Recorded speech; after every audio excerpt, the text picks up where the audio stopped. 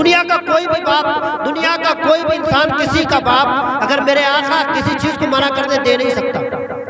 اللہ نے حضور کو کل کائنات کا مختار بنایا ہے، اللہ نے حضور کو ساری کائنات کا مالک بنایا ہے۔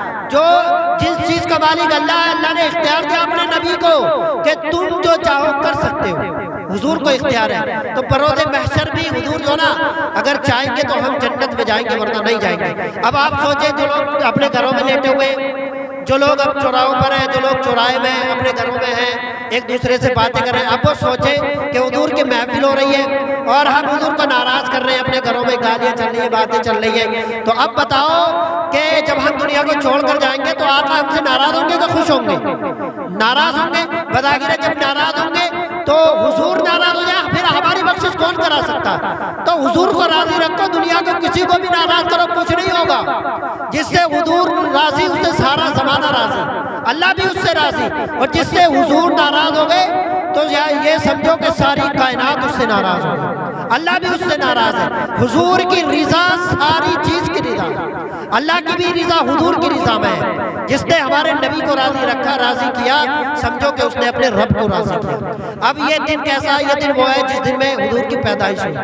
اب ہم کسی دنیا دار کے پاس جاتے ہیں، کسی کی برتھ ڈے مناتے ہیں، ہمارا دوست ہو، عزیز ہو، پیارا ہو، ہم اس کے پاس جائیں گے تو ایسے نہیں جاتے، تحفے تحائف لے کے جاتے ہیں کہ یار ہمارا یہ دوست خوش ہو جائے، ہمارا یہ دوست خوش ہو جائے، آج اس کی پیدائش کا دن ہے۔ برتھ ڈے کا مطلب پیدائش منانا، یعنی جس دن وہ پیدا ہوا تو طرح طرح کی ہم وہ کرتے، کھانے بھی بناتے، کیک بھی کاٹتے، اور پھر جو ہے کیا نام ہے، ہم تحفے بھی بڑے اچھے اچھے، چلو ہم نہیں لے جاتے، بڑے لوگ لے جاتے ہیں، ایک دوسرے کو تحفے دیتے ہیں پیدائش میں۔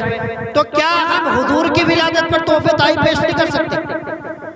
بتاؤ، حضور کے صدقے میں تو ساری چیز ملی ہے۔ اگر حضور پیدا نہ ہوتے، ہم بھی پیدا نہ ہوتے، یہ حقیقت ہے۔ اللہ نے حضور کو بنایا تو ہمیں بنایا، یہاں تک کہ اللہ نے اپنی نبوت کو بھی ظاہر فرمایا تو حضور کے صدقے میں، یعنی حضور نہ ہوتے تو اللہ بھی اپنے رب ہونے کا ظاہر نہ فرماتا۔ تو اب یہ بتائیے کہ ہم دنیا کے انسان کو راضی کرنے کے لیے کیوں کہ یار ہمارا دوست ناراض نہ ہو جائے، کوئی اچھا تحفہ لے کر جاؤ، کوئی اچھا تحائف لے کر جاؤ، تحفے لے کر جاؤ، کہ ہمارا دوست اگر یہ ناراض ہو گیا تو پھر یار دوستی میں خلل ہو جائے گا، دوستی میں معاملات جو ہے خراب ہو جائیں گے۔ اب ہمارے نبی کی پیدائش کا دن ہے، جن کے صدقے میں ساری چیز بنی، ہم انہیں تو ناراض کرنے کے لیے تیار ہیں۔ اب حضور کی رضا قائم ہے، ہم انہیں خوش کیسے کریں گے؟ حضور کے تحفے کیا ہیں؟ حضور ہمارے مال و دولت تو حضور کو ہمیں چاہیے نہیں، ہمارے حضور کے لیے تو سونا چاندی کے پہاڑ تمنا کرتے تھے، ہماری کیا دولت ہے، ہماری کیا اوقات ہے؟ حضور کے لیے تو ساری چیزیں جو ہے تمنا کرتی تھی کہ یا رسول اللہ، جو مہنگی سے مہنگی چیز ہوتی تھی، سونے چاندی کے پہاڑ عرض کرتے تھے، حضور اگر آپ اجازت دیں تو آپ کے دائیں بائیں چلیں، آپ کے ہم جو ہے غلام بن کر چلیں، یہ سونا چاندی کے پہاڑ تمنا کرتے تھے۔ ہماری کیا دولت ہے، کیا اوقات ہے ہماری، کیا ہماری طاقت ہے؟ دنیا کے بڑے بڑے طاقتور جو ہے حضور کے سامنے پست ہو گئے، ہماری کیا طاقت ہے؟ کوئی اوقات نہیں ہے حضور کے سامنے ہماری۔ تو حضور کو راضی رکھو یار، ہمارے نبی ہے، وہ تمام نبیوں کے سردار، ہمارے اتنے پیارے نبی، اتنی امت کی فکر کرتے تھے کہ جب پیدا ہوئے تھے سب سجدے میں سر رکھا رب کی بارگاہ میں، تو سب سے پہلا سجدہ پیدا ہوتے حضور نے سجدہ کیا، یہ بات حقیقت ہے، حضور نے پیدا ہوتے سجدہ کیا۔ ہم کیا پڑھتے ہیں سجدے میں؟ اللہ کو راضی کرتے ہیں، اللہ کی رضا ہم مانگتے ہیں سجدوں میں، لیکن حضور صلی اللہ علیہ وسلم نے سجدے پتہ کیا مانگا اللہ تعالیٰ سے؟ اللہ تعالیٰ کی بارگاہ میں جب سجدہ کیا تو آقا نے رب کی بارگاہ میں مانگا، ربی حبلی امتی، کیا ربی حبلی امتی، میرے مولا میری امت کو بخش دے۔ پیدا ہوئے دنیا میں آئے، سجدہ کیا رب کی بارگاہ میں، اب امت یار رونا آتا ہے، خون کے آنسو جو ہے آنکھیں روتی ہیں جب ایسا نبی ہمیں اللہ نے دیا ہو اور اس کی پیدائش پر ہم خوشی نہ منائیں تو پھر ہم کس کی پیدائش پر؟ ہمارا جینا بیکار ہے، پھر ہمارا دنیا میں بیکار ہے آنا۔ یہ ہمیں اللہ نے آنکھیں دیا ہے، سمجھا بنتے ہیں۔ اگر حضور کے ہم ولادت پر خوشی نہیں منا سکتے، اگر ہم اپنے نبی کی رضا نہیں چاہ سکتے تو اللہ نے ہمیں یہ کان دیا نا، بہرے ہمارا جسم، اللہ نے سب کچھ، ہم چل رہے پھر رہے، اگر حضور کی ہم ولادت پر خوشی نہیں منا سکتے، حضور کا ذکر نہیں سن سکتے تو یاد رکھو چلتے پھرتا ہم مردہ ہے۔ پھر جو اپنے آپ میں تکبر کرتے نا، دولت مند ہونے کا، طاقتور ہونے کا، کہ ہم بڑے طاقتور ہو گئے، ہم بڑے دولت والے ہو گئے، یاد رکھو اگر حضور ناراض ہو گئے نا تو پھر تمہیں کچھ نہیں ملنے والا ہے، دنیا کو چھوڑ کر جاؤ گے ایک دن، الوداع کہنا پھیلا اس دنیا کو، قبر میں جب سوال ہوں گے وہاں بھی میرے آقا آئیں گے۔ اگر ہم نے میدان دنیا میں حضور کی رضا نہ چاہی، حضور کو ناراض رکھا، تو پھر میدان قبر میں ہم اپنے نبی کو کیسے پہچانیں گے؟ بتاؤ پیارے اسلامی بھائیوں، دل روتا ہے، یہ سچائی ہے، مسلمان کلمہ پڑھتے نبی کا، یہ کلمہ بھی ہمیں حضور کے صدقے میں ملا ہے، اگر حضور نہ آتے تو ہمیں کلمہ بھی نہیں ملتا۔ تو یار اپنے آپ میں ذرا تکبرانہ زندگی ختم کرو، اور جو چوراہے پر بیٹھے ہوئے ہو، اگر ذرا بھی غیرت ہے نا، ذرا بھی ایمانی حضور سے محبت ہے، ذرا بھی دل میں ایمان ہے، تو میں سمجھتا ہوں میرے ان جملوں کو سن کر پھر کوئی بھی اپنے گھروں میں موجود نہیں رہے گا۔ تو اسلامی بھائیوں، حضور کے صدقے میں سب کچھ ملا۔ حالات دیکھو، حضور رحمت ہے ہمارے لیے، حضور اگر رحمت للعالمین نہ ہوتے تو بڑا ظلم ہوتا ہم پہ، حضور نے رحمت ہے ہمارے لیے۔ جب حضور پہ ظلم ہوتا تھا، قوم ستاتی تھی، گالیاں دیتی تھی، پتھر مارتی تھی حضور کے جسم پر۔ ایک مرتبہ جو ہے کیا نام ہے، اس نے ایک کافر تھا، حضور کے اس نے گال میں تپڑ مار دیا تھا۔ حضور صلی اللہ علیہ وسلم اپنے گھر گئے، حضرت حمزہ جو حضور کے چچا تھے معلوم ہوا، پتہ چلا، حضور کی بارگاہ میں گئے، عرض کرنے لگے یا رسول اللہ آپ بتا دیں مجھے کس نے آپ کے چہرے پر تھپڑ مارا ہے، میں اسے ابھی ختم کر دوں گا، اس کو مٹا دوں گا۔ تو میرے آقا پتہ کیا فرماتے؟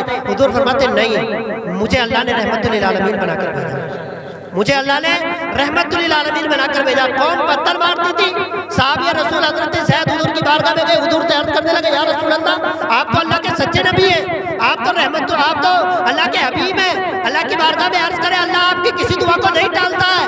یا رسول اللہ آپ اللہ کی بارگاہ میں عرض کریں کہ جو قوم مجھے ستاتی ہے، گالیاں دیتی ہے، پتھر مارتی ہے، جسم پہ کانٹے بچھاتی ہے اور نجاستیں ڈالتی ہے، یا رسول اللہ آپ اللہ کی بارگاہ میں عرض کریں کہ اللہ اس قوم کو نیست و نابود کر دے۔ تو پتہ کیا فرماتے ہیں حضور کہ نہیں، اللہ نے مجھے رحمت للعالمین بنا کر بھیجا، میں ان کے لیے بددعا نہیں کروں گا، یہ نہ صحیح ان کی نسلوں میں ضرور میرے کلمہ پڑھنے والے موجود ہوں گے، تو ہم انہی کی نسلوں میں سے، کوئی کسی کی نسل میں سے، کوئی کسی کافر کی نسل میں سے۔ تو اسلامی بھائیوں، اللہ کے نبی کی اس پیدائش کو غنیمت جانو، اور اپنے اپنے بستروں کو چھوڑو، چوپالوں کو چھوڑو، 1-1.5 گھنٹہ محفل ہوگی، اپنے نبی کو راضی رکھو۔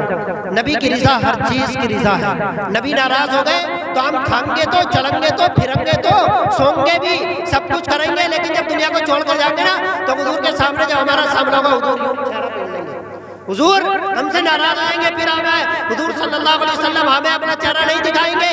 اگر ہم حضور کی رضا چاہتے ہیں، ہم چاہتے ہیں کہ ہمارے آقا ہمیں سینے سے لگا لیں، ہم چاہتے ہیں کہ ہمارے آقا ہماری پیشانی کو چومے، ہمارے آقا ہمارے لیے رب کی بارگاہ میں بخشش کی دعا مانگے، تو یہ موقع ہے، حضور کے نبی کو راضی کرو، اللہ کے نبی کو راضی کرو، اور محفل میں آؤ۔ یہ حضور کی پیدائش کا دن ہے، جب بندہ کسی کی پیدائش ہوتی ہے کہ کسی کو تحفے تحائف تم دیتے ہو تو معلوم نہیں سامنے والا تمہیں کیا دے دے، اپنی خوشی پر، اپنی پیدائش کی خوشی میں سامنے والا تمہیں کیا دے دے۔ تو یہ نبی کی پیدائش کی خوشی ہے، اللہ کے رسول ہمیں کیا دے دے معلوم نہیں ہے، اللہ کے رسول ہمیں رب کی بارگاہ میں ہماری بخشش کی ذمہ داری لے لے، ہمیں معلوم نہیں ہے حضور ہمیں کیا عطا کر دے، سب کچھ حضور کے کائنات میں بنا۔ ایسا سمجھو کہ اللہ کے بعد میں حضور سے بڑی ذات کسی کی ہے ہی نہیں، اللہ کے بعد میں حضور سے بڑی ذات کسی کی ہے ہی نہیں۔ تو رب کے رسول کو راضی رکھو اسلامی بھائیوں، ہم مسلمان ہیں، کچھ تو یار ہمارے اندر ایمان ہوگا، ایسا تو نہیں ہے کہ ساری غیرت مر گئی ہے، تھوڑا بہت ایمان ہے ابھی، ایسا تو نہیں ہے، جوانوں میں ہے، ہمارا جوان کتنا ہی بھی بے نمازی ضرور ہو گیا، کتنا ہی بھی ہمارا جوان جو ہے بے نمازی ضرور ہو گیا، خرافاتی ضرور ہو گیا، کتنا ہی بھی گناہ کرتا ہو، لیکن جب نبی کی بات آتی ہے نا، جب نبی کی بات آتی ہے پھر وہ خاموش نہیں رہتا۔ یہ جوان کے اندر یہ حقیقت ہے۔ وہ مفتی سلمان ادری صاحب جو بیان کر رہے تھے، میں نے سنا ایک مرتبہ کہ جب حضور کے انہوں نے مسئلہ اٹھایا تھا حضور صلی اللہ علیہ وسلم کے تعلق سے، ختم نابوت سے، رسالت کے تعلق سے بھی پیچھے بات ہوئی تھی، تو جو نا اب ایک ایسا شخص ان کے پاس آیا جو اسلامی بھائیوں کہ سمجھو اس نے اپنے ہاتھ میں انگوٹھی پہن رکھی تھی، ہاتھ میں جو ہے کنگن بھی ڈلے وہ بھی تھے جو ڈالتے ہیں لڑکے، اور جو کان بھی چھدے ہوئے تھے، مفتی سلمان ادری بتا رہے تھے، اور چہرے میں بال بھی لمبے لمبے تھے۔ تو وہ کہنے لگے کہ میں گناہگار ضرور ہوں، میں گناہگار ضرور ہوں، میں نے نمازیں ضرور نہ پڑھی ہیں، لیکن جب رسول کی بات آئی ہے تو مفتی صاحب آپ پیچھے ہٹ جائیے، پہلے میری گردن پیش ہو۔ کیا فرماتے کہ آپ پیچھے ہٹ جائیے، پہلے میں رسول کے لیے جان دوں گا۔ تو ہمارا